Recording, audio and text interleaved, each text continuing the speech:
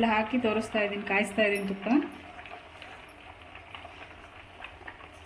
ಒಂದು ಅರ್ಧ ಸ್ಪೂನು ಉಪ್ಪು ಹಾಕ್ತಾ ಇದ್ದೀನಿ.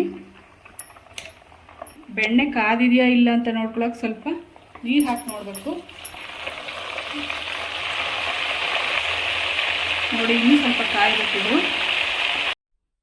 ಇವಾಗ ಕಾದಿದೆ ಇದು. ಸ್ವಲ್ಪ ನೀರು ಹಾಕಿ ತೋರಿಸ್ತಿದ್ದೀನಿ. ನೀರು ಹಾಕಿದ ತಕ್ಷಣನೇ ಚಟ್ಪಟ ಚಟ್ಪಟ ಅಂತ ಸೌಂಡ್ ಬರಬೇಕು, ಬಂದು ನಿಲ್ಲಬೇಕು.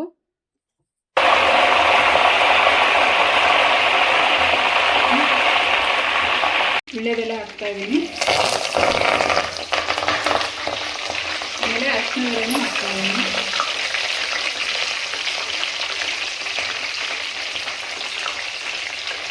ಶುಂಠಿ ಮೆಂತೆ ಎಲ್ಲ ಪುಡಿ ಮಾಡಿರ್ತೀವಲ್ಲ, ಏಲಕ್ಕಿ ಎಲ್ಲ ಅದನ್ನು ಹಾಕ್ತೀನಿ.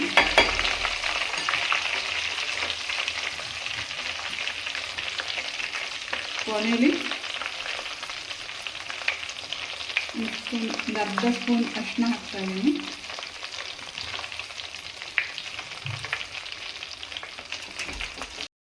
ಇವಾಗ ಕೊನೆಯಲ್ಲಿ ಸ್ವಲ್ಪ ನೀರು ಚಿಮ್ಕಿಸಿ ಆಫ್ ಮಾಡಿ ಪ್ಲೇಟ್ ಮುಚ್ಚಿಬಿಡ್ಬೇಕು. ಇಷ್ಟೇ ತುಪ್ಪ ಕಾಯಿಸೋದು. ಇವಾಗ ಬಿಸಿ ಇದ್ದಾಗಲೇ ತುಪ್ಪ ಸೋಸ್ಕೊಂಡ್ಬಿಡ್ಬೇಕು. ಆಮೇಲೆ ಒಂದು ಪ್ಲೇಟಿಗೆ ಒಂದು 1/4 ಪ್ಲೇಟಷ್ಟು ನೀರು ಹಾಕಿಟ್ಕೊಳ್ತಾ ಇದ್ದೀನಿ. ಆ ಪ್ಲೇಟ್ ಮೇಲೆ ಬಾಕ್ಸ್ ಇಡ್ತಿದ್ದೀನಿ. ಅದೇ ಬಾಕ್ಸಿಗೆ ತುಪ್ಪ ಸೋಸ್ತಾ ಇದ್ದೀನಿ. ಬಿಸಿ ಬಿಸಿದೇ ಸೋಸ್ಬೇಕು ತುಪ್ಪ.